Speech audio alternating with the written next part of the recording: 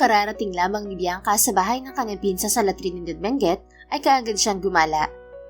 Pwede ko bang sakay ng kabayo niyo, Insan? Marunong naman ako sumakay kasi palagi ako sa horse riding club. Anya kay Glidel ang kanyang pinsan. Nasa burol sila na nasa sakop ng lupain nila Glidel at umaani ng lychee. Sure, basta mag-ingat ka ha. Anito. Sumampan na siya sa likuran ng puting kabayo. Nakasuot siya ng leggings na itim at pulang blouse na pinatungan ng itim na jacket. Tuwang-tuwa si Bianca nang biglang tumakbo ang kabayo. Ngunit ginupo siya ng kaba nang pumasok ito sa nakabukas na gate ng farm na may tanim na strawberries. Hey! Tigil! Utos niya sa kabayo. Biglang huminto ang kabayo ngunit nabitiwan niya ang lubid kaya siya'y nalaglag. Aray ko! Daing niya nang mapahiga sa mga strawberry. Hindi niya ininda ang kirot ng balakang at pumitas ng strawberry. Ang tamis! Anya nang matikman ng prutas. Sino ka? Magnanakaw ka, no? Tanong ng bariton ng boses ng lalaki. Natigilan si Bianca at umupo. Nilingon niya ang lalaking sumusugod sa kanya. Hinila siya nito sa kanang braso. Sandali, hindi ako magnanakaw. Bitiwan mo ako. Nagpupumiglas niyang sigaw ngunit ginapo siya ng lalaki buhat sa likuran. Sinira mo ang strawberries ko. Mamaya ka magpaliwanag. Anito, binuhot na siya nito sa kanang balikat at dinala sa bodega. Hoy, anong gagawin mo sa akin ha? Anya nang ilapag siya nito sa sahig. Nakasuot ng itim na hoodie ang lalaki at itim ding mask kaya hindi makita ang mukha. Matangkad ito, malaki ang pangangatawan. Dito ka lang, may kukunin lang ako. Anito, pakawalan mo ako. This is an illegal detention. Oh, really? What about you? Trespassing ang pagpasok mo sa lupain ko. Babalikan kita. Lumabas na ito at isinara ang pinto. Ginupo na si Bianca ng kaba nang biglang na-trigger ang phobia niya sa madilim. Nanikip na ang kanyang dibdib hanggang sa mapahiga siya sa sahig at hinimatay. Nang magkamalay ang dalaga ay una niyang nasilayan ang lalaking nakatayo sa harap ng bintana. Nakatalikod at may kausap sa cellphone. May babaeng naligaw rito sa property ko. Sabi nito sa kausap sa phone. Umupo na si Bianca at hinintay ang lalaki. Nakasuot na ito ng bughaw na jogging pants at long sleeve na black shirt. Nasaan ako? Tanong niya nang natapos sa kausap nito ang lalaki. Narito ka sa villa ko, miss. Nadatnan kitang walang malay kanina sa bodega. Tugon nito pero hindi siya hinaharap. May phobia ako sa dilim kaya ako hinimatay. I need to go. Bumaba siya ng kama at isinuot ang kanyang boots na itim. Pagkawan ay lumapit siya sa pintuan. Wait! Pigil ng lalaki. Huminto siya, ngunit hindi niya ito nilingon. Ano pa bang kailangan mo? Hindi ako magnanakaw. Namasyal lang ako sakay ng kabayo at bigla niya akong dinala dito sa lupain mo. Umalis na ang kabayo mo at sabi ng mga tao ay nagmula yun sa kabilang farm.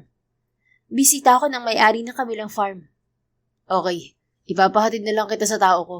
Pero bago ka umalis, magbirienda ka muna. Natigilan siya nang mapagtanto na pamilyar ang boses ng lalaki. Hinarap niya ito ngunit saktong tumalikod na ito. Maging ang bulto nito ay pamilyar sa kanya. Ano pala ang pangalan mo, miss? Maya-maya ay tanong nito. Inaayos nito ang sapin ng kama. Bianca Lorenzo. Pakilala niya. Lorenzo? Kaano-ano mo si Grego Lorenzo? Pinsan ko siya. Sila ang nakatira sa kabilang farm. Siguro naman hindi na ako stranger na naligaw sa'yo ngayong kilala mo na ako. Oo nga pala. Ilang taon ka na, Bianca? Actually, you look familiar to me. I'm 25. Baka kamukha ko lang ang kakilala mo. Baka nga. Naging kaklase ko pala si Grego sa veterinary. Pero matanda siya ng 2 taon sa akin. Veterinarian ka rin? Manghang niya. Yes, but I'm also a farmer. I'm Hayden, by the way. 34 na ang kanyang pinsan na kuya ni Glidel, meaning ay 32 na si Hayden. Nang biglang humarap sa kanyang lalaki ay napakislot siya sa pagkagulat. Levi? Manghang sambit niya. Sa unang sulyap kasi ay kamukha ito ng kanyang fiancé na namatay sa plane crash noong nakaraang taon. Anong problema, Bianca? Takang tanong nito. Tila ba naparalisa siya at hindi makakilos, ni hindi makapagsalita. Kahit anong kurap niya ay kahawig talaga ni Hayden si Levi. Kulot din ang buhok pero mas mahaba ang buhok ni Hayden. Kumislot siya nang may kumatok sa pinto. Lumayo siya rito nang buksan ni Hayden ang pinto. Sir, luto na po ang strawberry pie. Sabi ng babaeng kawaksi. Thanks. Nito, let's go to the lobby, Bianca. Pagkawan ay yaya nito. Walang imik naman siyang sumunod dito. Ayaw pa rin kumalma ng kanyang puso. Pagdating sa lobby ay pinagsilbihan sila ng kawaksi. Lumukulok si Bianca sa couch kaharap ng parehabang center table kung saan nakalatag ang 2 platitong strawberry pie at lychee juice. Nag-chat na ako kay Grego at sinabing narito ka. Ani Hayden nang makaupo sa kaharap niyang couch. Salamat. Wala akong dalang cellphone kaya hindi ko matawagan ng pinsan ko. Anya, tinikman na niya ang pie. It's okay. Malalaman din niya na narito ka. Nagpapitas pala ako ng isang basket ng strawberries para sa'yo. Manghang napatitig siya rito. Bakit? Nasira ko ang ibang tanim mong strawberries kanina. Dapat ako pa ang magbabayad sa'yo Tipid itong umiti. I almost killed you. Let's say it's a compensation. Salamat. Pero pamilyar ka sa akin. Really? Siguro minsan na tayo nagkita. Saan ka man nakatira? Taga Quezon City ako. I also have relatives in Quezon City. Doon din ako nag-aral ng college. Napatitig na naman siya sa mukha ni Hayden. Imposibleng nagkataon lamang nakahawig ito ni Levi. May nakababatang kapatid si Levi pero babae. Itatanong na sana niya ang apelyido ni Hayden, ngunit may tumawag sa cellphone nito. Ubusin mo pagkain mo, Bianca. Babalikan kita. Anito at tumayo. Sinundan niya ito ng tingin habang palabas ng bahay. Inubos naman niya ang pie maging ang juice. Maya-maya ay dumating si Glidel, natataranta. Diyos ko, akala ko kung saan ka na napunta, Bianca. Nakauwi na ang kabayo na mag-isa. Kampante ako kanina, nasa farm ka lang gagala. Nakalabas ka na pala. Mabuti nag-chat si Doc Hayden kay kuya at sinabi narito ka sa farm niya. Palatak nito. Ayos lang ako, insan. Iniwan na ako ng kabayo at hinimatay ako kanina. Anya, bakit ka hinimatay? Ikinulong kasi ako ni Hayden sa bodega na madilim, kaya na-trigger ang nyctophobia ko. Pinagkamalan kasi niya ako magnanakaw. Ay, uwi na nga tayo. Hinila siya nito sa kanang kamay. Sumunod naman siya rito. Pagdating sa labas ay hinarang sila ni Hayden na may bitbit na isang basket na strawberries. Ito pala ang baon mong strawberries, Bianca. Anito sabay abot sa kanya ng basket. Kinuha naman niya ito. Salamat, Doc. Pasensya ka na rin kanina. Naiilang niyang saad. Forget about it. Sorry din sa ginawa ko. Welcome kang bumalik dito kung gusto mo. Sa Sunday pala ang start ng harvest ng strawberries at kailangan namin ng additional fruit pickers. Bigla naman siyang nasabik. Talaga? Pwede ba ako sumali sa harvest? Oo naman. Sige, pupunta ako, Doc. See you soon. Nakangiting kumuway siya rito habang paalis sila ng pinsan. Pagdating sa bahay nila Glidel ay sinabon ni Bianca ng sermon ang kanyang tito Bernard. Ito ang tatay ni Glidel at panganay na kapatid ng kanyang ama. Sorry, tito. Hindi ko kasi nabigil kaagad ng kabayo na pumasok sa kabilang farm. Anya. Talagang salupain ka pa ni Doc Hayden na punta. Stricto yun. Sorry po talaga. Yung kabayo pong nag-trespass, hindi ako. Bueno, maigi na rin walang nangyari sa iyong malubha.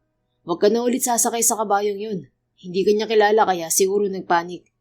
Tumawag nga pala ang daddy mo kanina at pinababalik ka na ng Maynila. Palatak ng Ginoo. Umapela naman si Glidel. Pa, huwag niyo na pong pagalitan si Bianca. Kaya nga siya narito para mag-relax eh. Ako pong may kasalanan kasi pinayagan ko siya mga bayo mag-isa. Anito, nagkampihan pa kayo magpinsan. Sige na, magpahinga ka na, Bianca. Walang imig naman siyang pumanhik sa hagdanan ng second floor. Sinundan siya ni Glidel hanggang sa kwarto nito. Mabuti na tsempohan mo na hindi mainit ang ulo ni Doc Hayden, insan. Anito, nang una galit na galit sa akin si Hayden. Kaya nga ikinulong niya ako. Pero biglang ang bait na niya nung nagising ako. Anya, inilapag niya sa round table ang basket ng strawberries. Kasi na-realize niya na hindi ka naman magnanakaw, tapos munti ka pang mamatay sa kulungan niya. Lumukulok si Bianca sa gilid ng kama at muling naalala ang mukha ni Hayden. Insan, may kakaiba akong napansin kay Doc Hayden. Sabi niya pagkuwan. Ano yun? Tinabihan din siya nito. Si Hayden, kamukha niyang fiancé kong si Levi. Ano? Sigurado ka ba? Oo, magkahawig talaga sila. Para silang kambal. Paano nangyari yun? Sabi mo, patay ng fiancé mo, di ba? Oo, pero ang nakitang bangkay niya ay hindi makilala dahil nalipasan na ng ilang linggo.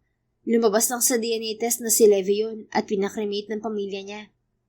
Ano naman ang ibig mo sabihin? Nabuhay pa si Levi at siya si Doc Hayden na may konting binago lang sa muka? Yun? Hindi ko sure. Ang alam ko lang na kapatid ni Levi ay babae, mas bata sa akin. Hindi ko rin lubos na kilala ang pamilya nila. Basta 5 years ago, sinabi ni Mami na ipapakasal nila ako sa apo ng business partner ni Lolo. At nung nakita ko si Levi sa kumpanya nila, bigla ko na lang siyang nagustuhan. At sa mga sumunod na pagkikita namin, na-realize ko na obsessed na ako sa kanya. Palagi niya ako nasusungitan at alam kong hindi niya ako gusto. Kahit ganun siya, gusto ko pa rin siya. Kwento niya. Inamin mo na rin na obsessed ka kay Levi. Pero balik tayo kay Doc Hayden. Hindi ko siya masyadong kilala, basta alam ko lang na veterinarian siya. 6 years ago, simula nang nabili niya ang 20 hectares na farmland sa tabi namin. Aware ako na dayo siya at sabi ni Kuya Grego, kaklase niya si Doc ng college sa Maynila. Si Kuya nga nagpakilala kay Doc sa dating may-ari ng lupa. Alam mo bang apelido ni Doc Hayden, Insan? Ang alam ko, Soriano ang apelido niya. Naguguluhan na siya. De Vera ang apelido ni Levi, hindi sila related. Malamang, baka naman dahil sa obsession mo kay Levi ay naikumpara mo siya kay Doc Hayden. No, magkahawi talaga sila ng mukha. Giit niya. Kinuha niya ang kanyang cellphone sa mesita at hinanap ang picture ni Levi. Pinakita niya ito kay Glidel. OMG, magkamukha nga sila, Insan. Mas malaki lang ang buhok ni Levi, mas maliit ang katawan. Teka, piloto pala si Levi, Bianca? Oo, pero nung nakrash ang eroplanong sinasakyan niya, hindi siya naka-duty. Sumabay lang siya sa flight papuntang Singapore. My gosh, paano nangyari magkamukha sila ni Doc Hayden kung hindi sila related? Yun din ang pinagtataka ko. Hindi ako patutulugin ito kaya kailangan kong imbestigahan si Doc Hayden. Sige, tutulungan din kitang alamin ang background ni Doc. Salamat, Insan. Alas 7 pa lamang ng linggo ay nagtungo na si Bianca sa farm ni Hayden. Sumama rin si Glidel at gustong mag-harvest ng strawberry. Good morning, Doc. Bati ni Glidel sa kararating lang na doktor. Napalingon din si Bianca sa binata at sinuyod ito ng tingin. Malamig ang klima, ngunit nakasuot lamang ito ng manipis na long sleeve shirt na itim at hapit sa katawan nito. Maong pants na bughaw naman ang suot nitong pang-ibaba. Hi girls, mabuti maaga kayo. Paramihan kasi ng harvest ngayon at per box na strawberries ang sahod. Dapat maayos na prutas na ilalagay niyo sa box. Ani Hayden. Pero first time ko mag-harvest ng strawberries, hindi ko alam kung paano pumili ng bunga. Anya. I'll help you, Bianca. Malapad itong umiti. Sige, for experience lang naman ang sadya ko sa pag-harvest. Anya na nakangiti rin. Good. So, let's start. Kumilos na siya at kumuha ng pushcart kung saan nakalagay ang mga kahon na lalagyan ng strawberries. May gloves na rin doon at gunting. Ilang box ba dapat ang pupunuin, Doc? Tanong niya. 50 boxes per cart. Pero once na puno na lahat before 5 p.m., pwedeng magdagdag. 2 layer ang box at 48 strawberries ang mailalagay. May basket din sa cart na lalagyan ng rejects na hindi kasya sa butas ng box layer. Meaning, you need to pick fruits that fit the hole. For exports kasi ang fruits. Ani Hayden. Ano naman ang gagawin niyo sa rejects? Ang iba'y ginagawa naming jam at ang iba na may binibenta sa local markets as bargain. Ang tatamis ng strawberries mo at malalaki. Bihira ako makatikim ng ganitong strawberry. May strawberry varieties are Sequoia and TriStar, kaya magandang quality. Paano ko pala nahilig sa farming, Doc? Usisa niya habang nagsisimulang mamitas ng strawberry. Umuklo pa siya dahil sobrang baba ng prutas. Tumabi rin sa kanya si Hayden at namitas ng bunga. Mahilig na talaga ako sa halaman simula bata ako. Ang lola ko kasi sa father's side ay nagmula sa pamilya ng farmer at tubong Benguet din. Pero dahil nakapag-asawa siya ng taga Maynila, doon na rin siya nag-for good. Naibenta ang lupain nila rito nang namatay ang parents niya. Kwento nito. Pansin ko marami ka ring alagang hayop. Nagbebenta ka rin ba ng livestock, Doc? Yes, and I have a horse riding club here for tourists. Nagsusupply rin kami ng meat sa iba't ibang markets. Pero mas maraming products namin ay mga gulay. May flowers din kami. Ang witty naman ng idea mo. Dito mo lang ba na-a-apply ang pagiging veterinarian mo? No, I have a veterinary clinic in town and in Baguio City. May staff akong namamahala ron. Malakas siguro kinikita mo sa farm, ano? Well, yes. My farm made me a billionaire. Wow, ang husay naman. Naisip niya na pagkakataon na yon upang makilatis ang pagkatao ni Hayden. Wala ka bang relatives dito, Doc? Tanong niya pagkuwan. Wala na, pero lahat ng empleyado ko rito ay pamilya ang turing ko. And why are you still single? Mahinang tumawa ang binata. It's my choice. I just enjoy spending my time by myself. So wala kang balak mag-asawa? Hindi naman sa wala akong balak. Siguro kasi hindi ko pa natatagpuan ng babaeng papasa sa standard ko. At mukhang mataas ang standard mo, Doc. Imagine, 32 ka na and still not in a relationship. Saka lang niya naisip na mas matanda ng 2 taon si Hayden kay Levi. Nasabi ko ba sa iyong edad ko, Bianca? O sisa nito? No, pero sabi mo matanda ng 2 taon sa'yo si Kuya Grego and he's 34 now and married with 2 kids. Napapailing na ngumiti ang binata. Pinarealize mo sa akin na napag-iwanan na ako ng panahon. Pero age doesn't matter naman. Pwede pa akong magkaanak kahit na senior na ako. Anito, patuloy pa rin sila sa pamimitas ng prutas habang nagkukwentuhan. Kung sabagay nga, mukhang healthy ka naman. Sindipat pa niya ang dibdib nitong bakat sa manipis nitong damit. What about you? Are you married? Usisa rin nito. I'm single now, Doc. What about before? Namatay ang fiancé ko last year dahil sa plane crash. Ilang sandaling namagitan ang katahimikan. Napatitig si Bianca sa malaking bunga ng strawberry at sabik niya yung hinawakan. Saktang kukunin din pala yun ni Hayden, pero kamay niya ang nahawakan nito. Otomatikong nagtama ang kanilang mga titig. Ang laki ng strawberry. Nakangiting saad niya. Oo nga, at ang ganda. Anito pero titig na titig sa kanyang mga mata. Bigla namang sumikdo ang kanyang puso. Unay si Levi ang kanyang naiisip, ngunit naalala niya na never siya nitong tinitigan sa muka. Pwede ko bang kainin ng strawberry na to, Doc? Tanong niya, madistract lamang ang sarili. Sure, pero hugasan mo muna. Anito, dumampot ito ng bote ng mineral water mula sa cart at binuksan. Pinitas naman ni Bianca ang malaking strawberry at ibinigay rito. Ito na ang naghugas sa prutas at nagulat siya nang iumang nito sa kanyang bibig ang nahugasang strawberry. Open your mouth, Bianca. Anito, ibinuka naman niya ang bibig at isinubo ang kalahati ng strawberry. Hindi maalis ang kanyang titig sa gwapong mukha ng binata na nakangiti. Matamis ba? Tanong nito. Tumango siya. Sobrang tamis, juicy rin. Turan niya. Kinain naman ito ang kalahating strawberry. Ang tamis nga. Bihira na ako kumain ng fresh strawberry. Siguro nagsasawa na ako. I just see them as my money maker. Amused nitong sabi. Natawa rin siya. Araw-araw mo ba namang nakikita ang strawberries? Talagang magsasawa ka. Pero hindi naman kayo palaging nagtatanim ng strawberry, di ba? Perennials ang strawberries, kaya tuloy-tuloy ang income. Pero every November to May, nagtatanim pa rin kami ng panibagong puno.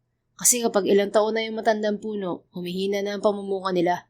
Kaya dapat merong kapalitan yung matatandang puno. Kaya pala yumaman ka, Doc. Parang investing din ang strategy mo. May laddering, kumbaga. That's right. Kung may pa-retire ng mga puno, kailangan may pumapalit sa kanila. Every February hanggang April naman ang harvest. Pero minsan ay nagtatanim ako sa ibang buwan for strawberry jam. Mabuti ka pa, malamig ang kamay sa mga halaman. Ako kasi hindi nabubuhayan ng kahit na anong halamang itinatanim ko. Hindi mo lang alam ang tamang proseso sa pagtatanim. Dapat alam mo rin ang kailangan nutrients ng halamang itatanim mo. Para palang love ang pagtatanim, ano? Kailangan nasa tamang tao ka na magmamahal para masagana at perfect ang bunga. Dapat proper nurture ba? I have never fallen in love, so I can't compare it to planting. Pero tama naman ako, di ba? Kapag ang pag-ibig ay itinanim mo sa maling tao, hindi siya lalago. Parang halaman na nakatanim sa maling klima o lupa, hindi siya lalago ng maayos. Napuno na niya ang isang box pero tuloy pa rin ang pagpitas niya ng bunga. Nagulat siya nang hawakan ni Hayden ang kanyang kamay na may hawak na gunting. Kumuha ka na ng isang kahon, Bianca. Hindi pwedeng mababad sa kamay mo ang strawberries kasi sensitive. Dapat mailagay mo siya kaagad sa comfortable place. Anito na pabulong. Napatitig siya sa bibig nitong sobrang lapit na sa kanyang pisngi. Ramdam din niya ang init ng hininga nito kaya sumikdo na naman ang kanyang puso. Sorry, nawili na ako sa pamimitas ng bunga. Anya pagkuwan. Kumuha siya ng kahon na walang laman. Lipat na tayo ng pwesto. Wala nang malalaking bunga rito. Ani Hayden. Tumayo na ito at itinulak ang kanyang cart sa unahan. Lumipat na rin siya. Pagsapit ng tanghali ay nagyaya na si Hayden na mag-lunch. May libreng tanghalian pala sila. Hindi na niya alam kung nasaan na ang pinsan niya. Baka may nakita itong kakilala. Kainis, 20 bucks pa lang ang napuno ko. Maktol niya habang patungo sila sa native canopy kung saan nakahain ng mga pagkain. Don't be disappointed, Bianca. May hapon pa naman kaya mapupuno mo ang 50 boxes. Tutulungan na lang kita. Ani Hayden. No need. Unfair naman sa ibang farmer kung tutulungan mo ko. But you're doing it for fun, right? Gusto kong makapuno ng 50 boxes. Basta tatapusin ko ang trabaho kahit umabot ako ng gabi rito. Natawa ang binata. Ikaw ang bahala. Pwede ka ring matulog sa villa ko. Talaga? Yes, baka gusto mo rin mag-harvest ng gulay. Next week kasi harvest namin ng lettuce. Wow, gusto ko ring maranasan yun. Then stay here while ongoing ang harvest ng strawberries. Pero hanggang kailan ka ba rito sa Benguet? Anito at nagtanong. 1 month ang hiningi kong bakasyon sa parents ko, pero tuloy ang trabaho ko online.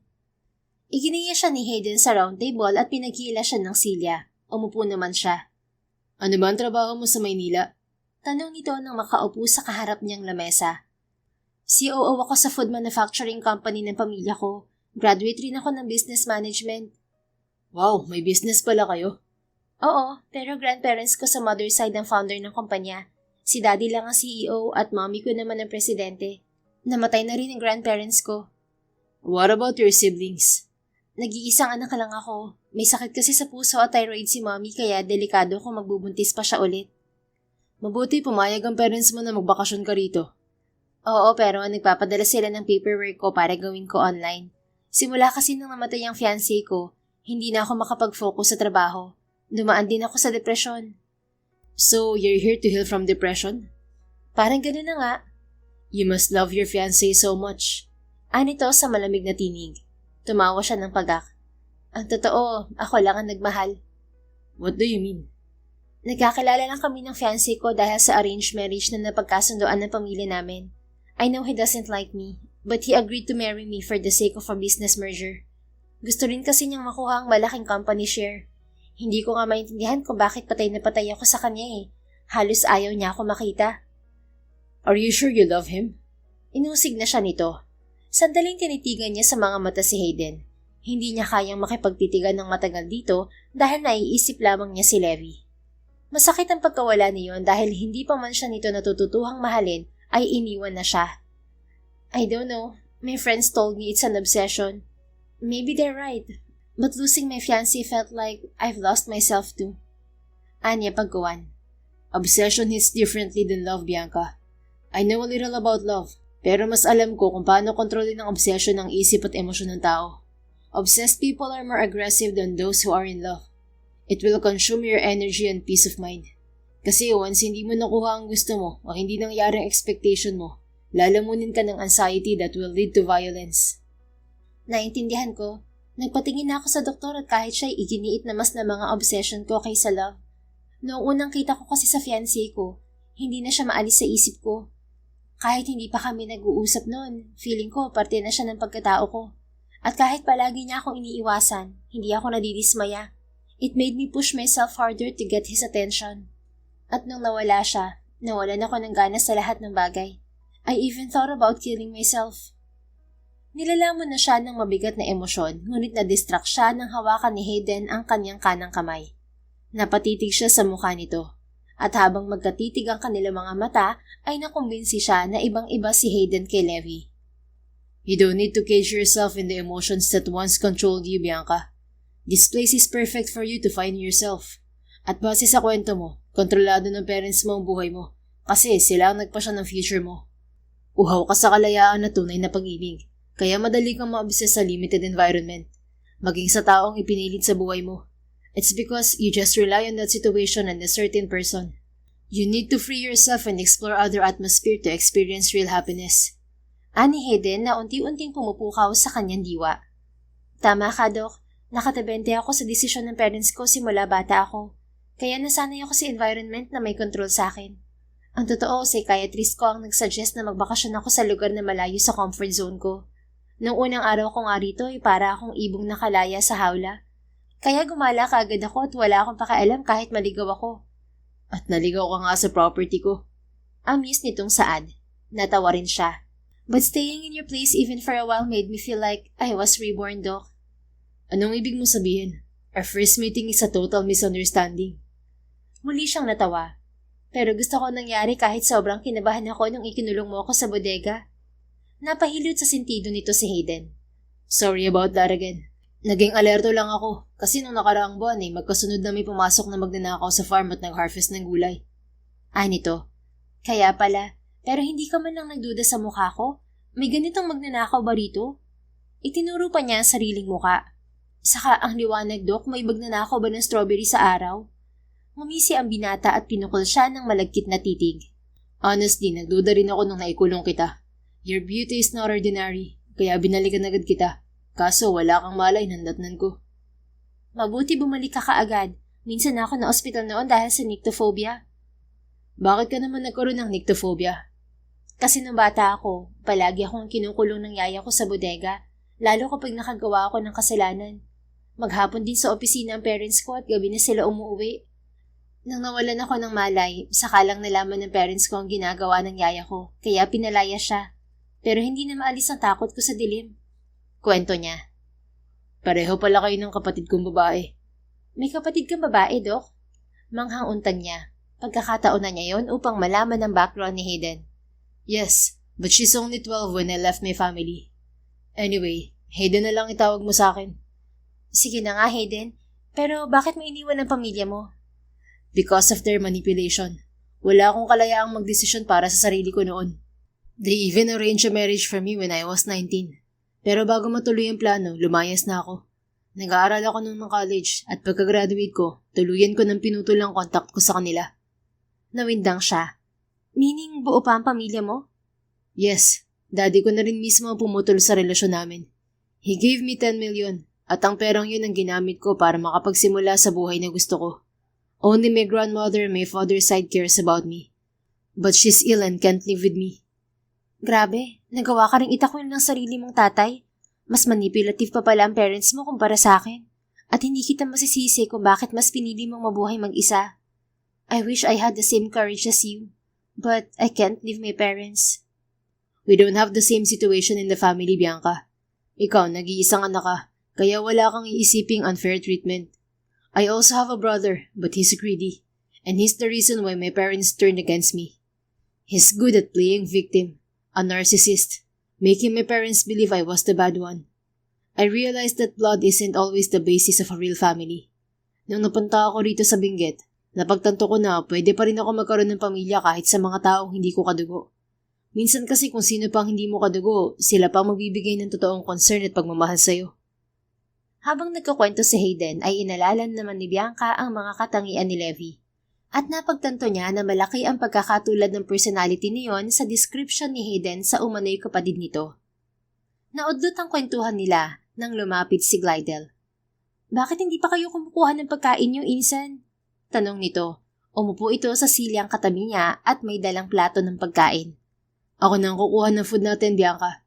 Ani Hayden at tumayo. Tumango lamang siya. Mukhang close na kayo ni Doc Insan Tudyo ni Glidel. Tipid siyang umiti. Friendly lang talaga si Doc Insan. Pero nakakatawa kasi nagkakwento siya sa akin. Unti-unti ko rin siyang nakikilala. Anya. Ano naman ang kinukwento niya sa'yo?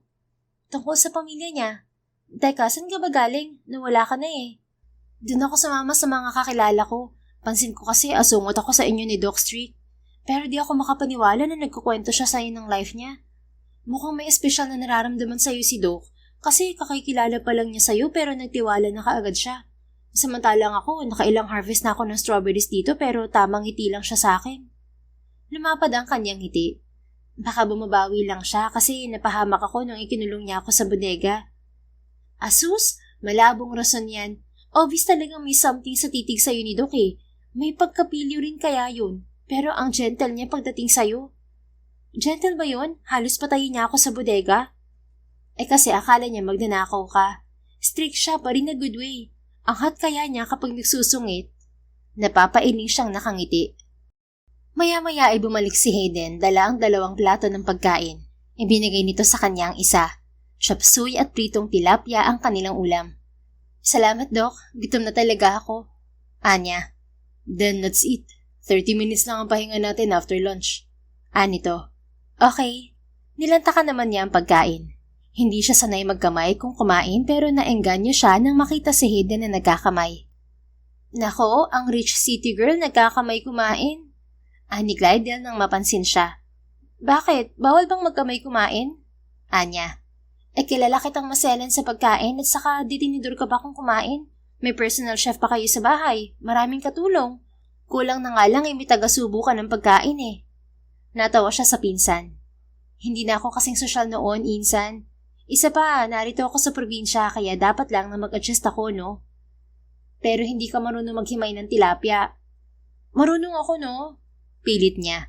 Pero nang alisin niya ang laman ng tilapia ay aksidenteng natinik ang kanyang hintuturo. Ouch! Daing niya at ginupo ng kaba nang makita ang dugo sa kanyang daliri. Nasugatan ka, Bianca. Bulalas ni Hayden. Nagulat siya nang bigla nitong hinawakan ang kanyang kamay na may daliring nasugatan. Okay lang ako, Hayden. Maliit na sugat lang to. Anya. No, kukunin ko ang first aid kit. Tumayo na ito at patakbong pumasok ng villa. Bigla namang tumikhim si Glidel kaya nabaling dito ang kanyang tingin. Pansin ko yon, Insan. Anito. Alin ang napansin mo? Amuse niyang saad. Ang care ni Doc. Natinig ka lang ng isda parang mamamatay ka na. Hello, first aid kit ka agad? OA din pala si Doc Strick. Natawa siya ngunit ginupo rin ng kilig. Maya-maya ay bumalik si Hayden dala na ang first aid kit. Nilapatan nito ng gamot ang kanyang sugat at nilagyan ng bandage. Makirot pa ba ang sugat mo, Bianca? Pagkuwan ay tanong nito. Medyo, pero kaya namang tiisin. Huwag ka na mag-harvest mamaya. Okay lang, isang daliri ko lang naman ang nasugatan, Doc. Sige, ako nang magugupit ng strawberry mamaya at ikaw ang maglagay sa box. Tumangon na lamang siya at nagpatuloy sa pagsubo ng pagkain. Gumamit na siya ng kutsara. Dahil hindi pa tapos ang harvest ng strawberry, pumayag si Bianca na sa villa ni Hayden matulog, pero kasama rin si Glidel. Ang bongga, Insan? Si Doc pa talaga nagluto ng hapunan natin? Ani Glidel na kinikilig. Nasa lobby sila at pumipili ng strawberries na gagawing jam. Siya ba nagluto? Akala ko nasa kwadra siya ng mga kabayo. Manghang saad niya. Nanggaling na siya roon at dumiretso sa kusina. Nagpakatay pala siya ng baka para ipamigay sa farmers ang karne. Talaga? Ang generous namang boss ni Doc. Ay naku, sinabi mo pa. Kaya maraming gustong magtrabaho sa kanya kasi talagang tiba-tiba. Lihim naman siyang humanga sa binata. Nang maamoy ang mabangong niluluto sa kusina ay iniwan niya si Glidel. Pumasok siya sa kusina at nadatnan niya roon si Hayden na nagluluto. Doc, baka kailangan mo ng tulong. Anya habang palapit sa doktor. No need, Bianca. Sinilip niya ang niluluto nito sa kawali. Ginisang halo-halong gulay ang niluluto nito. Nakakahiya naman sa'yo, ikaw pa talaga nagluto. It's okay, nakalive kasi ang kawaksi ko dahil may sakit ang anak. Nagpakatay ako ng baka at mag-uulam tayo ng beefsteak at grilled spare ribs ngayon. Wow, favorite ko ang grilled spare ribs. Marunong ka ba magluto, Bianca? Paggawa na itanong nito, matabang siyang umiti. Hindi pero marunong naman ako maghiwa ng mga gulay. Mukhang wala kang time mag-aral magluto o talagang ayaw mo lang. Hindi naman sa ayaw ko. Pinalaki kasi ako ng parents ko para mag-focus sa business. May sariling chef kami sa bahay. Unika-iha ka kasi kaya spoiled ka ng parents. Oo, pero minsan nakakasakal din ang sitwasyon ko. My parents invested too much money in spoiling me. Para kasing pera lang ang nagpalaki sa akin. I feel you. Ganyan din ang parents ko noon, pero ang kaibahan lang, nagiging entitled sila. Sinusumbat nila sa akin ang efforts nila at pera sa pagpapalaki sa akin.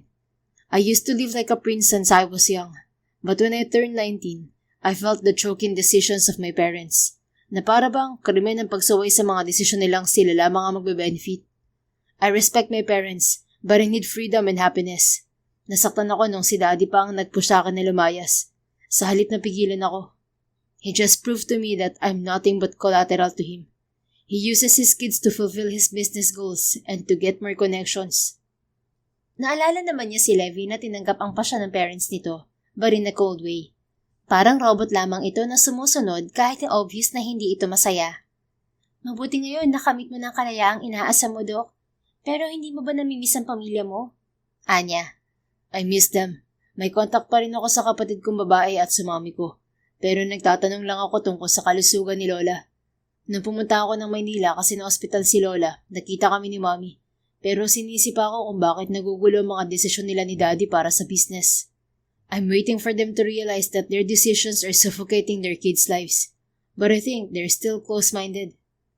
Maswerte pa rin pala ako kasi kahit papano, binibigyan ako ng parents ko ng chance na makapag-enjoy sa malayong lugar. Sinabi ko rin sa kanila na hindi muna ako magpapakasal. Bakit ayaw mo na magpakasal? Kasi napagod ang puso't isip ko dahil sa pagkawala ng fiancé ko. Gusto ko munang magpahinga. Good timing. My place is perfect for your move-on stage. I can help you too. Napalis ang kanyang ngiti nang maisip na lalo siyang nahihirapang mag-move on dahil kamukha ni Levi si Hayden. Paano mo naman ako tutulungan, Doc? Tanong niya pagkuwan. Marami tayong pwedeng gawin sa farm ko para malibang ka. Just tell me what you wanna do. Gusto kong matutong magluto at magtanim ng mga gulay. Great. You can count on me. Teka, ano pa bang lulutuin mo? Pagkuwan ay tanong niya. Na-marinate ko ng karne ng baka at iihawin ko na lang. Iihawin mo rin ba ang steak? Yes, mas masarap kasi ang steak kapag niluto sa uling. Tutulungan kitang mag-ihaw. Okay. Nang maluto ang gulay ay lumipat na sila sa outdoor kitchen. Naroon ang ihawan. Tinuruan siya ni Hayden magpaningas ng uling gamit ang blowtorch. Magdagdag ka ng uling, Bianca. Utos ng binata. Kumuha siya ng uling sa sako at inilagay sa ilalim ng grill. Nakalimutan niyang magsuot ng gloves kaya nangitim ang kanyang kamay. Nang mangati ang kanyang ilong ay wala sa loob niyang kinamot. Nagulat pa siya nang tumawa si Hayden. Anong nakakatawa, Doc? Nakatikwas ang isang kilay niyang tanong. Nilapitan siya nito at hinawakan ang kanyang baba. Natigilan siya nang biglang maghurumentado ang kanyang puso. May uling ang ilong mo, Bianca.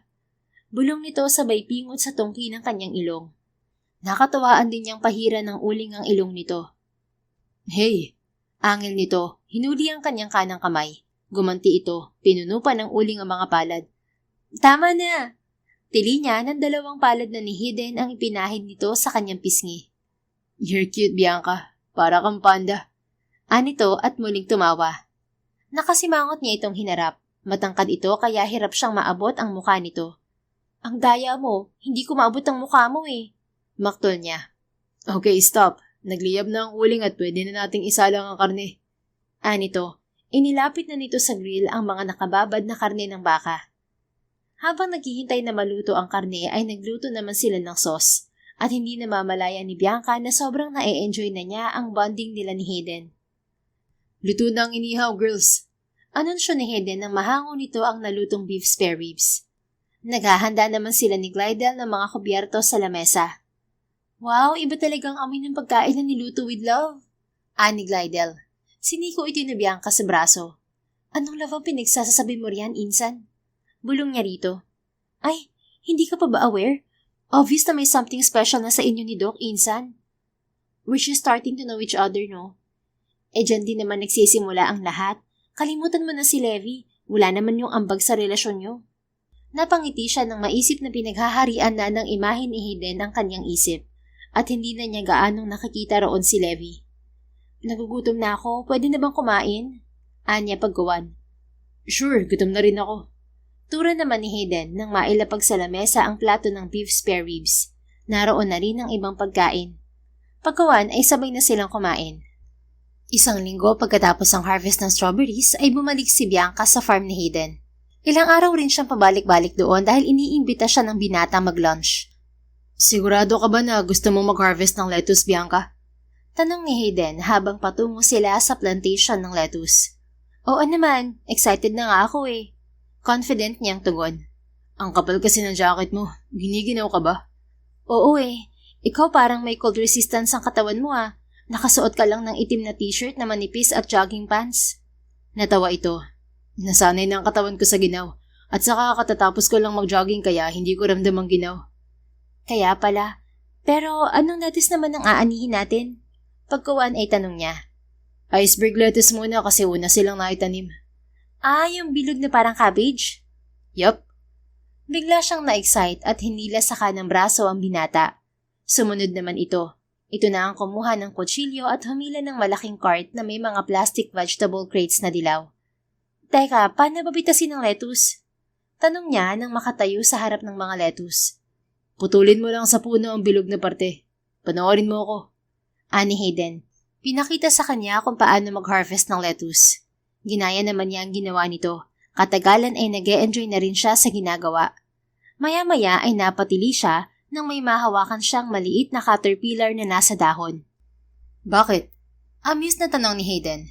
Lumipat pa sa kanyang braso ang caterpillar, kaya napalundag siya habang iwinawaksi ang kamay. Nahulog pa yun sa kanyang paa kaya naiwaksi niya. May caterpillar! Lumuluhang sigaw niya sabay yakap kay Hayden. Lumambitin siya sa leeg nito at inilingkis ang mga paa sa balakang nito. Tawa naman ng tawa ang binata pero niyakap din siya. Maliit na caterpillar lang yan. Hindi ka niyan papatayin. Nito. Kahit na, kinikilabutan ako. Takot ka pala sa caterpillar? Wala pang 10 na harvest mong lettuce Ayoko na. Baka marami pang uod sa ibang dahon, Hayden. Wala bang gamot na mga yan pantaboy ng uod? Kapag for harvest na ang gulay, hindi na kami naglalagay ng gamot for insects. At saka caterpillar lang yun. Hindi sila nagtatagal sa dahon. Ibaba mo na pala ako. Anya paggawan. Natawa ang binata. Malaya kang bumaba, Bianca. Para kang tuko na kumapit sa akin. Nito. Natigilan siya ng mamalaya na halos masakal na niya ito dahil sa higpit ng yapos niya sa leeg nito. Kusa rin siyang bumaba at dumistansya. Sorry, hindi ko na pala kayang mamitas ng gulay. Anya pagkuwan. Lipat na lang tayo sa mga patatas. Nito. May tanim ka ring patatas? Oo, pero hindi pa harvest time. May mga nauna lang akong itanim para konsumo. May carrots din doon. Wala bang uod doon? Meron pa rin. Nito at tumawa. Humuso siya. Panonoorin na lang kita. Okay, let's go. Sumama na siya rito sa taniman ng patatas at carrots. Nalibang din siyang bumunot ng patatas lalo't maraming laman. Pagkatapos mag-harvest ng gulay ay nagtungo sila sa villa upang magluto ng tanghalian. Magluto tayo ng potato fries, Doc. Anya na nasasabik. Okay, huhugasan ko muna mga patatas. Ani Hayden. Ibinuhos nito sa palanggana ang mga yon na may lupa pa. Tinulungan na niya ito at habang naglilinis ng mga patatas ay nauwi naman sila sa harutan. Pumayag si Bianca na matulog ulit sa villa ni Hayden. Nagpaalam naman siya sa kanyang tiyo. Pagkatapos ng hapunan ay gumala siya sa second floor ng villa. Miss Bianca, umalis saglit si Doc. Sabi niya hihintayin mo raw siya sa lobby. Ani Tonya, ang kawaksi na naglalampaso ng sahig. Sige, pero pwede ba akong pumasok sa study room dito? Anya nang makalapit sa glass door ng study room. Pwede naman po, maglalampaso rin ako riyan mamaya. Salamat. Pumasok na siya sa study room at nag-explore. Malawak ang silid at puno ng libro ang 2 bookshelves. Lumapit siya sa lamesang parehaba na may naka-frame na picture. Kinuha niya ang picture at nawindang nang makilala ang matandang babae na kasama ni Hayden sa picture. Teka, si Lola Rosa to Manghang saad niya. Si Lola Rosa ang lola rin ni Levi, na 2 beses niyang nakausap.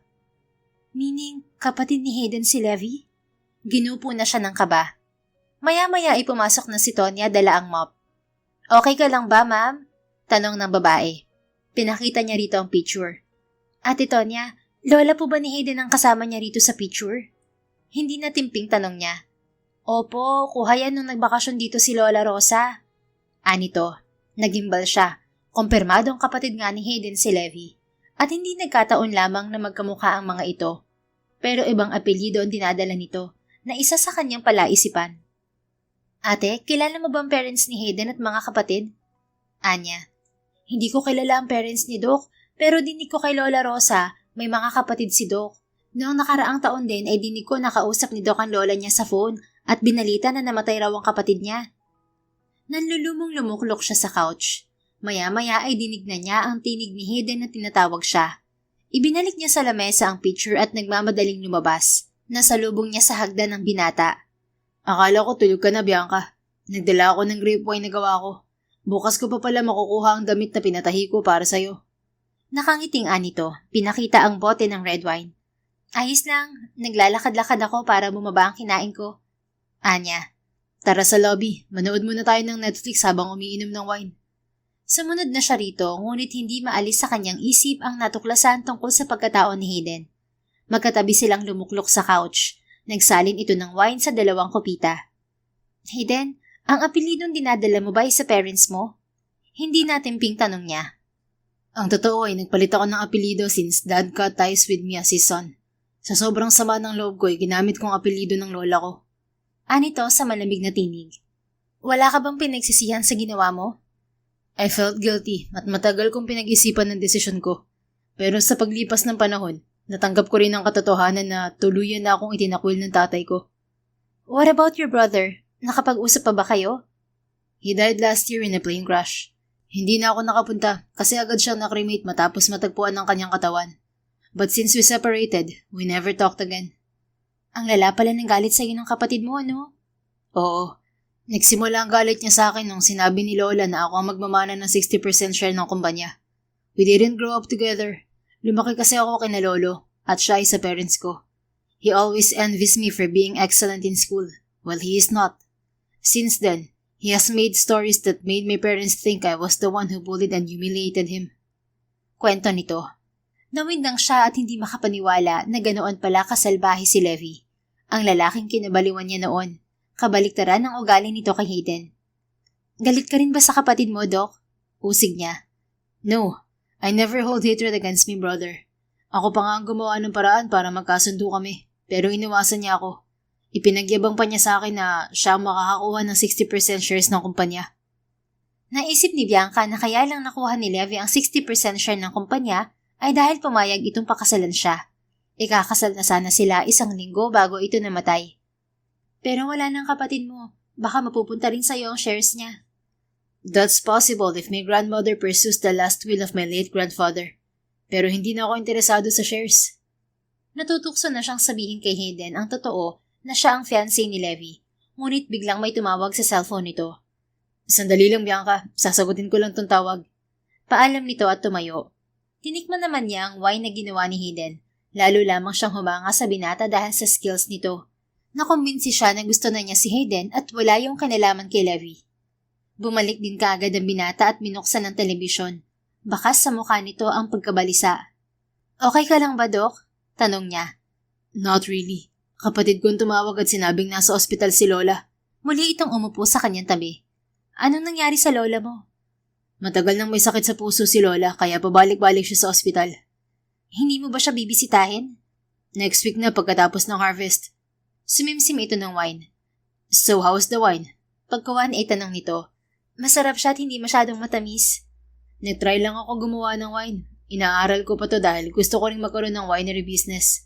Nakagawa na rin ako ng strawberry at lychee wines. Talaga? Ang dami mong discovery ah. Ang likot ng isip mo at mukhang nasa dugo mo ang pagiging negosyante. Pangarap ko na kasi to simula bata ako, ang magkaroon ng farm business. Bukod sa kumikita ako, nagkaroon pa ako ng peace of mind. At parang retirement plan na rin. Natawa siya. Sabi ng kaklase ko nung college, karamihan sa mga umeedad na ay farming ang ginagawang retirement plan. Hey, do you think it's my sign of aging? Paangil nitong tanong. Bakit? Saan ka ba papunta? Hindi ka na bumabata, Doc. Malapit ka na mag-40. But age is just a number. I can do more at my age. Kaya ko pang magkaanak ng 1 dosena. Paano ka magkakaanak kung wala kang asawa? O baka naman lalaki ang gusto mo? Anya sabay tawa. Maya-maya ay tumili siya nang itulak siya ni Hayden sa couch kaya siya napahiga. Kumabog ang kanyang dibdib nang sampahan siya nito at akmang hahalikan sa mga labi, pero itinulak niya ito sa dibdib. Teka, anong gagawin mo, Doc? Amused niyang tanong. I'm proving to you that I'm not gay.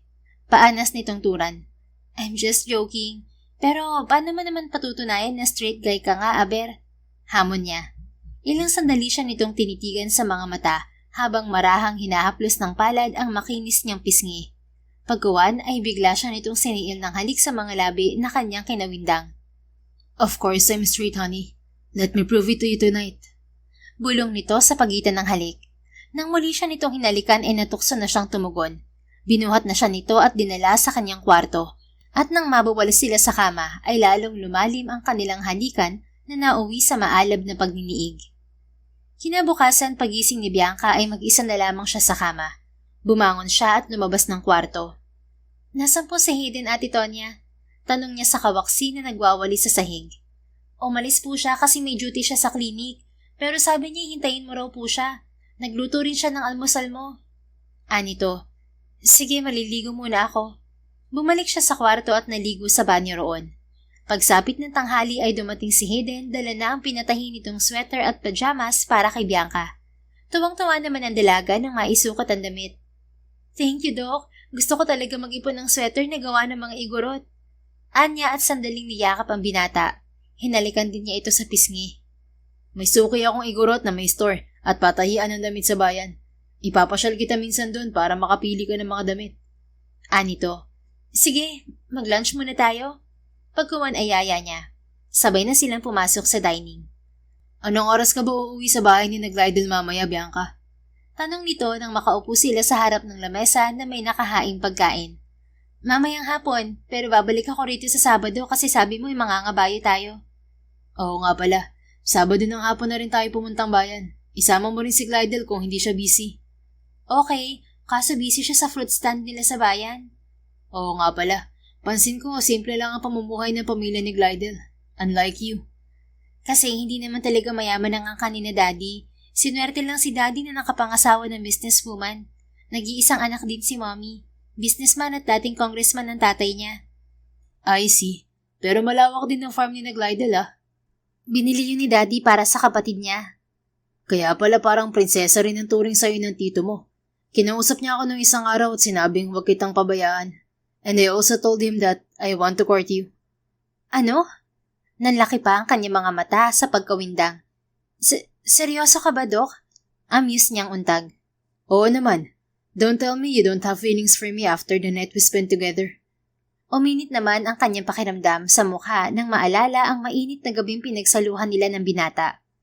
Bigyan mo muna ako ng mas malalim na dahilan kung bakit gusto mo akong ligawan, Doc. Anya. Isn't it obvious? I like you, Bianca. Unang araw pa lang ng pagkikita natin may espesyal na ako nararamdaman sa'yo.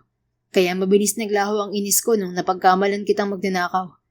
Hindi ko maipaliwanag nung una kasi feeling ko parang nakita na tayo noon. Aside from your attractive beauty, pansin ko rin na dedicated ka sa lahat ng ginagawa mo. And you're not just a typical spoiled rich kid. You're willing to adjust to the environment and people around you. You're sweet, and you made me realize that happiness isn't just about freedom. It's also found in love. Masuyong pahayag nito. Malapad siyang umiti dahil sa hindi mapigil na kilig. Tama ang desisyon niya na mas kilalanin pa si Hayden. Thank you, Hayden. Ang totoo ay marami kang isinampa sa akin na realidad na hindi ko nakikita noon. Ngayon ko lang napatunayan na mas masayang mabuhay na may kalayaan. You gave me hope that I still can choose the life I want. Anya. I'm willing to spend my whole life opening new doors for you, honey. Pero teka, ikaw bang nagluto nitong kalderetang baka? Anito at biglang napatanong. Tinikman nito ang ulam. Oo, nag-research ako sa internet kung paano magluto ng kalderetang baka. How's the taste? Ani Bianca na kinakabahan. Matagal itong sumagot kaya lalong kumabog ang kanyang dibdib. Not bad. Nakulangan lang ako sa creamy at hinahanap ko ang lasa ng bell pepper. Pagkawa na komento nito. Matabang siyang umiti. Nakalimutan ko ang bell pepper. Wala kasi ako makita sa ref. At saka ano ba nilalagay mo para maging creamy ang sauce? Naglalagay ako ng cheese sauce at konting peanut butter instead of liver spread. Kaya pala ang sarap ng kalderetang niluto mo last week. Nakakahiya tuloy. It's okay. Masarap pa rin naman ang luto mo. Turuan mo na lang ako next time Sure. Pagkatapos nilang kumain ay hinatid pa ni Hayden si Bianca sa bahay ni Glidel. Umaga pa lamang ng Sabado ay bumalik si Bianca sa farm ni Hayden. Nagchat ito at umunoy naghihintay sa horse riding club. Good morning, honey. Nakangiting batin ni Hayden at sinalubong siya ng halik sa mga labi. Sinuyod niya ito ng tingin. Nakasuot ito ng brown denim pants at itim na leather jacket. Nakaboots din ito. May suot pa itong cowboy hat na itim. Pulang ball cap naman sa kanyang ulo. Bagay sa iyong attire mo, Doc. You look like a hot cowboy. Aliw niyang saad. And you look like a horse-riding princess, honey. Bagay pala sa iyo ang red-white striped cardigan na pinatahi ko at partner ng brown legging with black boots. Puri nito. Sinuyod din siya ng tingin. Thanks. So, can we start riding the horse now? Sure. Pinahanda ko ng mga kabayo natin. Let's go. Kumapit siya sa kanang braso nito at sabay silang naglakad papasok sa kwadra. Inilabas ng lalaking caretaker ang 2 puting kabayo na sasakyan nila. Mas maliit ang kabayo mo kasi maliit ka, honey. Ani Hayden nang lapitan nito ang malaking kabayo. Humuso naman siya at inirapan ng binata. Maliit pala ako sa paningin mo 5 feet and 6 inches ang height ko, no? Angil niya. But I'm 5 inches taller than you. Mahinang kinurot niya ito sa tagiliran. Ang yabang mo, alalayan mo pala akong makasakay sa kabayo. Hirit niya pagkuwan. Napatili siya nang bigla siya nitong buhat sa likuran at maingat na isinampa sa likod ng kabayo. Hinila pa nito ang kanyang ponytail kaya naladlad ang gabaywang niyang buhok na tuwid. Mas bagay sa'yo nakalugay na buhok. Anito, pagkuwan ay kinausap din ito ang kabayo niya. Take care of my future wife, Sora. Sabay hipo sa ulo ng kabayo. Parang nakaintindi naman ng kabayo at umingos. Pagkuwan ay sumampa na rin sa likod ng kabayo nito si Hayden. After nating mag-round sa farm, diretso na tayo sa bayan, honey. Ani Hayden habang palabas sila ng kwadralula ng kabayo. Sige ba, gusto ko ring libutin ng Benguet. Anya. Kung kaya pa ng oras, gagala tayo. Pero malabong malibot natin ng Benguet.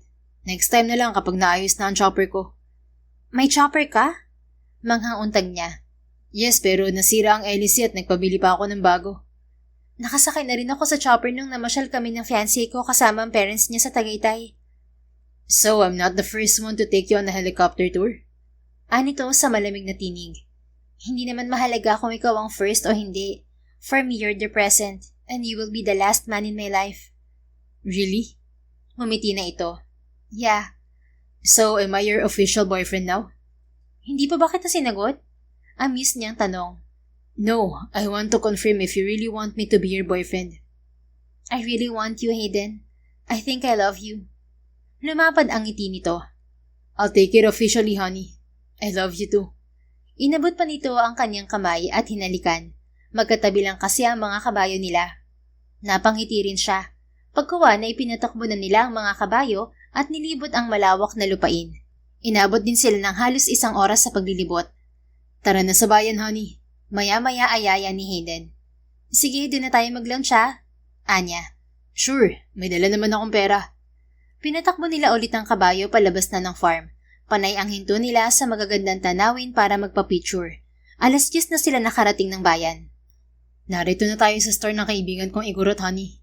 Ani Hayden nang makahinto sila sa souvenir store at may patahian ng mga damit. Inalalayan pa siya ni Hayden pababa ng kabayo. Teka, nagsusupply ka ng strawberry jam sa store ng kaibigan mo, honey? Manghang tanong niya nang makita ang jam na nakadisplay sa estante ng store.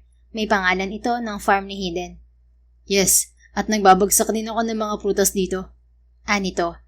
Pumasok na sila sa store na puno ng handmade souvenirs at mga damit. Cellphone lang ang kanyang dala. Mabuti tumatanggap ng e-wallet payment ang store. Ako na magbabayad ng iba, Bianca. Ani Hayden. Halos ubusin kasi niya ang laman ng tindahan. Tinawagan pa ni Hayden ang driver nito at pinapupunta roon upang hakutin ang pinamili nila. Nagugutom na ako, Doc Honey. Gusto ko ng mainit na sabaw. Maya-maya ay reklamo niya. May malapit na restaurant dito. Let's go. Hinila na siya nito palabas ng store. Dumating na rin ang driver nito lula ng kotse at hinakot ang pinamili nila. Paggawan ay nagtungo sila sa restaurant. Gusto ko ng ramen. Anya nang makaupo sila sa harap ng round table. May ramen sila rito. Nagsusupply ako ng mga gulay rito kaya sa tuwing kakain ako rito may discount. Ani Hayden. Talaga? Kaya pala kilala ka ng staff? Nag-order na siya ng pagkain. Unang naiserve sa kanila ang ramen at habang kumakain ay panay ang silip ni Hayden sa cellphone nito. Katsatri ni Bianca si Clydel kaya tahimik sila pareho. Kailan ka pala babalik ng Maynila, Bianca? Maya-maya ay tanong ni Hayden. Napatitig siya rito. Ang totoo ay wala pa siyang balak umuwi dahil gusto pa niyang makasama ng matagal ang binata. Hindi ko sure. Nag-enjoy na ako rito. Nagagawa ko naman ang trabaho ko sa kumpanya kahit narito ako. Anya pagguwan. Baka nag-aalala na ang parents mo. Ako nang bahala sa kanila. Kung magtatagal ka pa rito, baka pwedeng pag-usapan natin ang kasal, honey. Manghang napatitig siya rito. Kasal? Kabadong untag niya. Yes. Actually, I bought this ring for you. Napatitig siya sa hawak nitong strawberry design wooden mini box. Binuksan nito yon at ipinakita sa kanya ang lamang singsing na may maliit na diamond sa tuktok. Seryoso ka ba sa kasal, Hayden? Hindi makapaniwalang tanong niya. Yes, I know it's too fast, but I can't wait any longer to secure you as my future wife, Bianca. Okay lang kahit matagal pa ang kasal. At least give me an assurance that you're only mine. Ginupo na ng hindi mawaring galak ang kanyang puso at napatango bilang pagtanggap sa proposal ni Hayden. Hinawakan naman nito ang kanyang kaliwang kamay at isinuot ang singsing sa kanyang daliri. Thank you, honey. Anito at ginawaran ng mapusok na halik ang kanyang kamay. Pero huwag nating madaliin ang kasal, Hayden. I need to deal with my parents first. No problem. I'm willing to wait. Dumating na rin ang ibang order nilang pagkain. Araw ng Biyernes ay tinulungan ni Bianca si Hayden na mag-impake ng gamit na dadalhin nito sa Maynila. Bibisitahin umano nito ang lola nito na nasa ospital. Sumama ka na lang kaya sa akin, Bianca, para makilala mo na ang parents ko. Ani Hayden habang nagsasalansan sila ng strawberry sa kahon na dadalhin din nito. Nasa sala sila at katatapos lamang mananghalian. Ayoko pang umuwi, Anya. Ang totoo ay iniiwasan niya ang kanyang mga magulang na may ipapakasal na namang lalaki sa kanya. Pero sabi mo 1 month lang ang hiniling mong bakasyon. Baka magalit ang parents mo. Hindi na nila ako makokontrol ngayon. Ikaw nang may sabi sa akin na kailangan ko magkaroon ng laya sa pagpapasya. I'm doing this to live freely, Hayden. Sige, hindi na kita kukulitin. Pagbalik ko ipagplanuhan natin ang kasal at kung paano makukumbinsi ang parents mo, okay? Tumango lamang siya. Madaling araw aalis si Hayden papuntang Maynila, kaya doon sa villa nito matutulog si Bianca. Pinagluto pa niya ng babaunin nitong pagkain ng binata. At habang naghahapunan sila ay naisip niyang ipagtapat ang totoong ugnayan niya sa pamilya ni Hayden. Honey, may sasabihin pala ako. Anya. Ano yun, honey? Tanong ni Hayden pero nakatutok sa binabasa nito sa cellphone. Tungkol sa ex-fiancé ko. Nabaling din sa kanyang atensyon nito. Bakit? Anong meron sa ex-fiancé mo? Ang totoo ay kilala mo siya. What do you mean? Sasagot na sana siya ngunit biglang dumating si Glidel. Balisa. Insan, may bad news. Ang daddy mo nasa ospital. Eksaheradang balita nito. Nilapitan na siya nito at hinila sa kanang kamay. Napatayo naman siya at sumunod kay Glidel hanggang sa labas ng bahay. Sandali lang, anong nangyari kay daddy? Anya pagkuwan. Inatake siya sa puso. Tumawag ang mami mo kay papa kasi hindi mo raw sinasagot ang tawag niya. Pinauuwi ka ngayon ng mami mo. Iginiit niya na baka nagdadrama lamang ang mami niya para mapilitan siyang umuwi. Gawain kasi nito yon sa tuwing iniiwasan niya ang mga to. Hindi ako pwedeng umuwi ngayon, Glidel. Last week tumawag si mami at sinabing ipapakasal niya ako sa napili nilang lalaki. Baka gumagawa lang sila ng dahilan para umuwi ako. Ano ka ba naman, Insan? Sabi mo 4 weeks ka lang dito. Mahigit 1 buwan na ayaw mo pa rin umuwi. Kaya nag-aalburuto ang parents mo kasi lagpas na sa palugit ang bakasyon mo. Kung uuwi ako, malabo na ako makabalik dito, Insan. Hindi ko kayang maudot ang mga plano namin ni Hayden. Ano? Don't tell me in love ka na kay Hayden. Inusig na siya nito. Boyfriend ko na si Hayden at nag-propose siya sa akin. Nanlaki ang mga mata ni Glidel. Nahihibang ka na ba? Kailan lang kayo nagkakilala ha? Hindi ako naniniwalang mahal mo na siya. Ikaw nang may sabi na lumalapit ka lang kay Hayden para mag-imbestiga at malaman ang connection niya sa fiancé mo. Ang obsession mo sa fiancé mo itinuloy mo kay Doc Hayden dahil magkamukha sila. Magising ka nga, Bianca. Magsasalita pa sana siya nang mamataan niya si Hayden na nasa kanilang likuran. Nilamon na ng kaba ang kanyang puso nang mabasa ang galit sa mga mata ng binata. Is that true, Bianca? Kamukha ko ang fiancé mo kaya binuhay mo siya sa pagkatao ko. You don't really love me, do you? Usig nito sa garargal na tinig. No, Hayden. I really love you. Giit niya at nilapitan ng binata. Akmang hahawakan niya ito sa braso ngunit iniwaksi nito ang kanyang kamay. I heard everything, Bianca. It makes sense why you're dedicated to working with me on my farm. To get close to me. To investigate my connection to your late fiancé. I was fooled and naive, believing I had finally found the love of my life. You're heartless. Do you know that? Puno ng hinanakit nitong bulyaw sa kanya. Hayden, makinig ka muna. I admit, I just want to get close to you to understand your connection to my late fiancé. Magkamukha kasi kayo. And I just learned that he's your brother. Si Levi de Vera. But enough! I won't trust you anymore. Get lost! Asik nito. Itinulak pa siya sa balikat. Napaatras siya. Mabuti't nasalo siya ni Glidel sa likod. Hahabulin pa sana niya ang binata ngunit tumalikod na ito at pumasok ng bahay. Nanlulumong napayakap siya sa kanyang pinsan at humagulgol. Sorry, Bianca. Kasalanan ko to. Hindi ko dapat sinabi ang mga napag-usapan natin noon. Narinig tuloy ni Hayden. Akala ko naman kasi sinabi mo na sa kanya tungkol kay Levi. Ani Glidel. Sasabihin ko pa lang sana, pero dumating ka. Kakausapin ko si Hayden. Lumapit sa pintuan si Glidel pero katulong ang bukas at ibinigay rito ang kanyang bag at cellphone.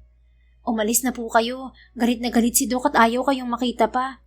Ani Tonya. Isinara rin ito ulit ang pintuan. Wala silang choice magpinsan kundi umalis. 3 araw pabalik-balik si Bianca sa farm ni Hayden pero wala pa ang binata. Nag-chat na lamang siya rito. Tumawag din ang kanyang ina at pinapauwi na siya. Nasa ospital nga ang kanyang ama. Samahan na kita pa uwi, Insan. Nag-aalala si Daddy kaya ayaw niyang payagan ka bumiyahe mag-isa. Lalo't wala kang kasamang driver. Marunong naman ako mag-drive ng kotse. Ani Glidel habang tinutulungan siyang mag-impake ng damit. Salamat, Insan. Anya, matamlay pa rin. Kinabukasan ng madaling araw na sila bumiyahe patungo Maynila. Salitan sila ni Glidel sa pagmamaneho ng kanyang kotse. At pagdating ng Maynila ay kaagad silang dumiretso sa ospital kung nasaan ang kanyang ama. Naoperahan pala sa puso ang daddy niya. Sorry mom, naging makasarili ako. Humihikbing Anya habang yakap ang kanyang ina. It's okay, Iha. I can't blame you. I know you want freedom, and I feel guilty that I can't give it to you. I'm sorry. I thought you loved Levi, so I didn't cancel the engagement even though I noticed he treated you like nobody. Lumuluha ring Ani Veronica, ang kanyang ina. Nag-iyakan na sila. Dahil nasa ospital ang daddy ni Bianca, obligado siyang mag-focus sa opisina. Sinamahan naman siya ni Glidel at tinutulungan sa kanyang paperwork. Lunes ng tanghali pagkatapos ng meeting ay tumambay sila sa opisina. Dumating naman ang kanyang ina at dala ang kanilang lunch.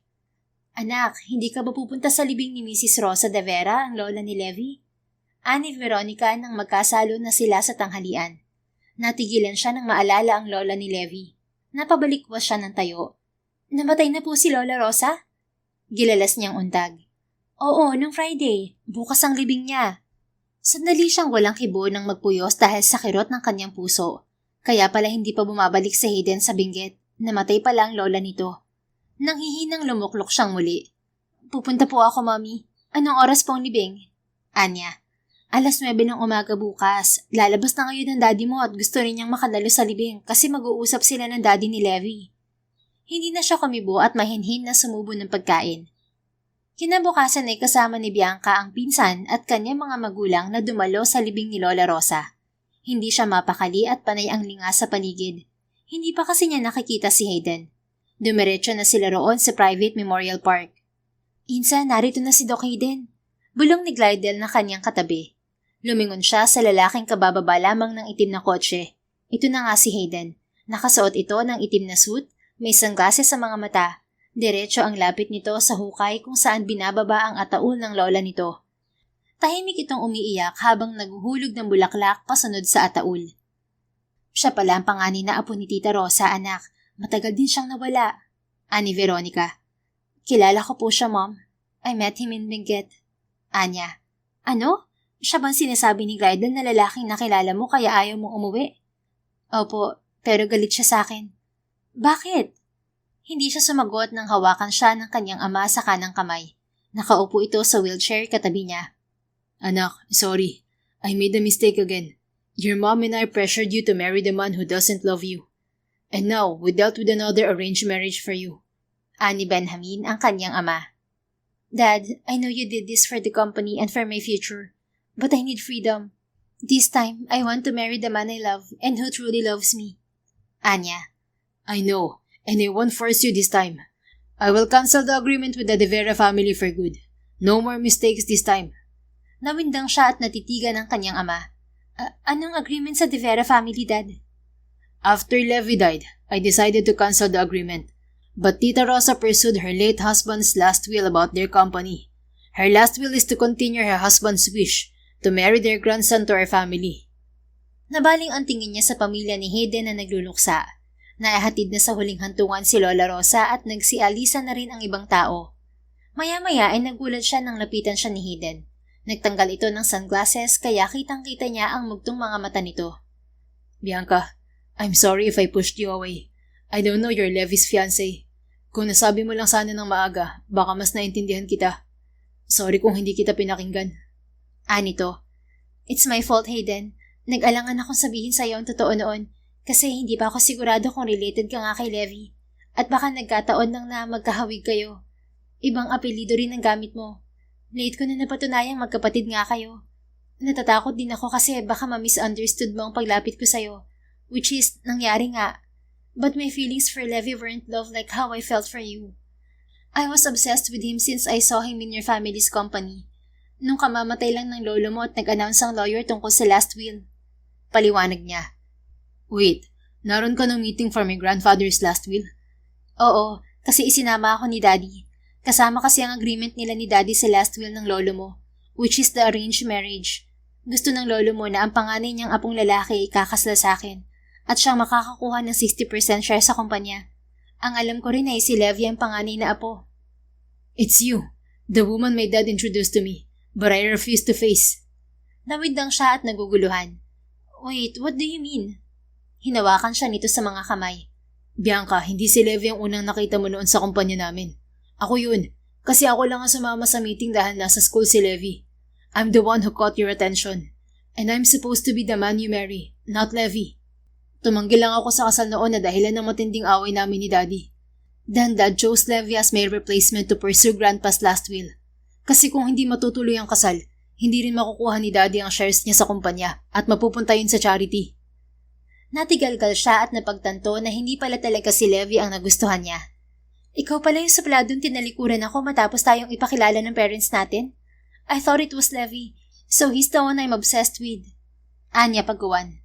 It makes sense now why you look familiar when I saw you at my farm, Bianca. Ako dapat talaga ang fiancé mo kung hindi ako lumayas. Alam ni Lolo na mas interesado ako sa negosyo, kaya ako napili niyang hahawak sa malaking shares ng kumpanya. Hindi ko lang nagustuhan ng arranged marriage kaya lumayas ako. Napaluhan na siya dahil sa galak. So it's always been you, Hayden. You're always my destined man. Anya. Yes, at kahapon nang sabihin ni Daddy ang tungkol sa'yo at ang pagpapatuloy ng last will ng grandparents ko, hindi na ako nagprotesta kasi kilala na kita. I just accepted the agreement with your father. I'm so excited to marry you, honey. Are you willing to marry me too? Lumuhod na ito sa kanyang harapan. Humihikbi siyang tumango. Pero nag-propose ka na sa akin at pumayag na ako. I'm still willing to marry you, honey. Anya. Muli itong tumayo. Then let's get married. Anito at bigla siyang niyakap. Nabaling naman sa kanila ang atensyon ng kanilang mga magulang. Nasaksihan din ni Bianca ang pagpapatawad ni Hayden sa parents nito. So no more wedding cancellations, Iha? Maya-maya ay tanong ng kanyang ama. Yes, Dad. I will marry Hayden because I love him. Confident niyang tugon. I'm happy for you, Iha. Tama lang pala na pinayagan ka namin ng mami mo na magbakasyon sa Benguet. You found your true love there. At noon pa man ay mas gusto ko na si Hayden kumpara kay Levi. He's a good guy. Thanks for the support, Dad. I will do my best to manage your company. Magaling din sa business si Hayden kaya matutulungan niya tayo. I know. Maya-maya ay nagyaya na ang parents ni Hayden na umuwi at sa bahay ng mga ito natuloy ang usapan tungkol sa kasal. I can't leave my farm in Benguet, Dad.